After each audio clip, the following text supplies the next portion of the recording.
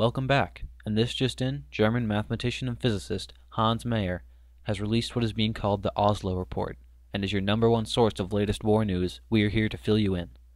This report has released information to the British to give key battle strategies and key information on the current and future weapon systems being created by Germany. This will be a key factor to the future strategies of Britain's military tactics and can change the tides of this war. While we are on the topic, let's talk about the French Réseau AGIR, which is an espionage network that just released big details. Reports have reached Britain that the installation of V-weapons, or long-range artillery weapons, have been installed in occupied France. This is bad news for Britain, as attacks are sure to be coming soon, and we will update you promptly if anything should occur. And last, ladies and gentlemen, America wants in on the sneaky game. Since the beginning of the war, America has played it fair. But just recently, American government has created the Office of Strategic Services, or OSS for short.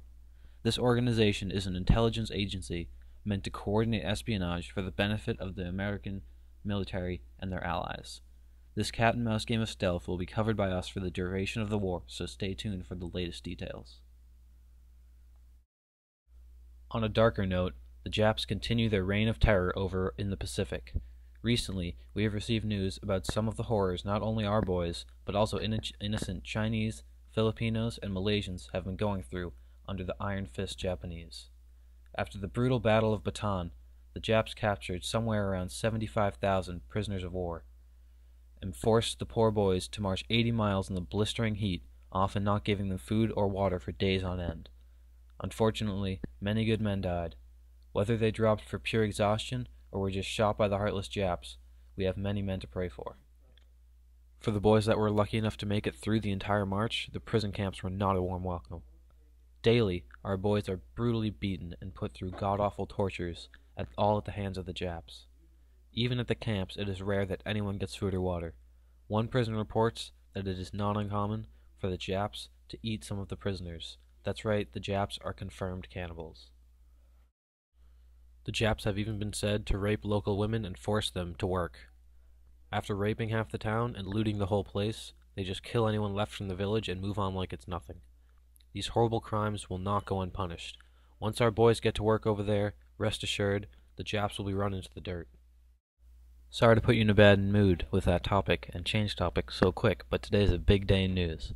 This just in, the Soviets of Russia have finally pushed the German Wehrmacht out of their homeland and have won the Battle of Stalingrad.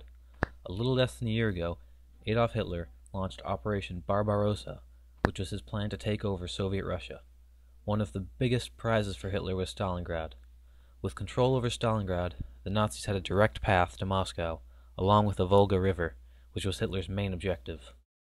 For months, it wasn't looking too good for our allies, the Russians. The Nazis had broken the impenetrable Soviet line with ease and had control over Stalingrad. They had so much confidence that Hitler didn't even send them with winter coats, believing that the war would be over before the cold season hit. Luckily, this overconfidence led to their ultimate ruin. Led by General Zhukov, the Russians began their counterstrike on November 19, 1942.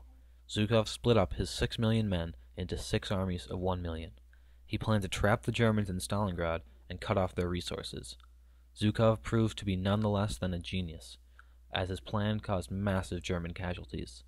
The leader of the German Wehrmacht, General Paulus, could do nothing but watch his men drop like flies.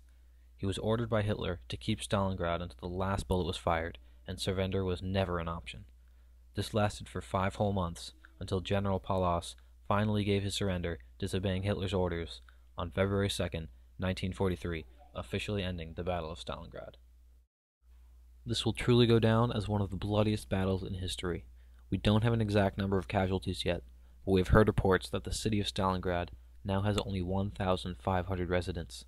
This is unbelievable, considering it had a population of over 850,000 before the war. This is ridiculous. I cannot wait until the Germans retreat and meet up with our allies the British.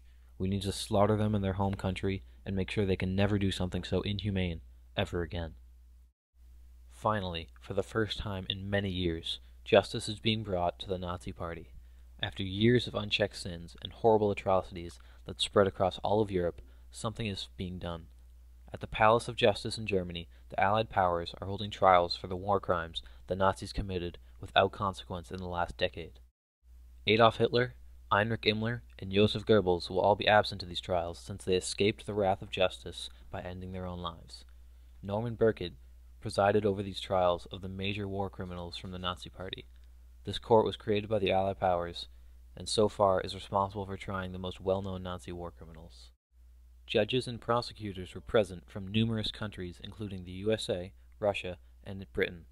Robert H. Jackson from the U.S. Supreme Court attended these trials as one of the chief prosecutors. The defense counsel for the Germans included George Froschmann, Heinz Fritz, Otto Pannenbecker, Alfred Thoma, Kurt Kaufmann, and Hans Ledersner, just to name a few, yet they were not successful in stopping the incarceration of many Germans. Out of the men that were convicted, Martin Bormann received the death penalty, along with Wilhelm Frick, Hans Frank, Erwin Goering, who escaped by suicide, Alfred Jodl, Ernst Kaltenbrunner, Wilhelm Keitel, Alfred Rosenberg, and many others.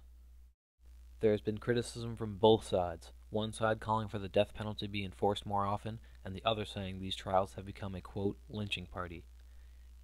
Whatever side you agree with, you have to admit for the first time the Nazis have been brought to justice. Now we have news on the neutral country of Switzerland.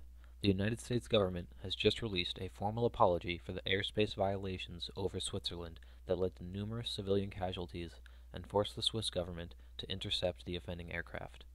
Switzerland, which had elected to remain neutral during the war, has experienced many such violations and several accidental bombings from both sides of the conflict, and has declared a zero-tolerance policy for unauthorized aircraft.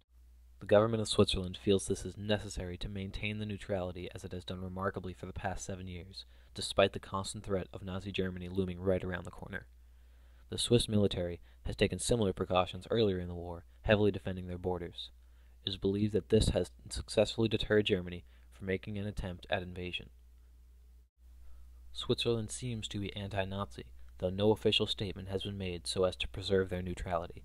Surrounded on all sides by Nazi-controlled land, they cannot afford to let up their guard for 1 second. Even though they will not take sides for any conflict, Switzerland has been very useful for the Allied cause. Thousands of refugees from the terror of the Nazi regime have found protection there, currently around 150,000. They have also served as a mediator for communications between the Allied and Axis powers. In our own interest and that of the Swiss people, we sincerely hope for the country to continue keeping itself free of German control. Switzerland has made it clear that they have stayed out of the war to protect themselves from the atrocities the Germans have exemplified and to protect their banking interests from the plunder of the future Nazi defeat. That's all the news for today, but make sure to tune in tomorrow for the latest news on espionage, the Japanese atrocities, the fall of Stalingrad, the Nuremberg trials, and the neutral powers, especially Switzerland.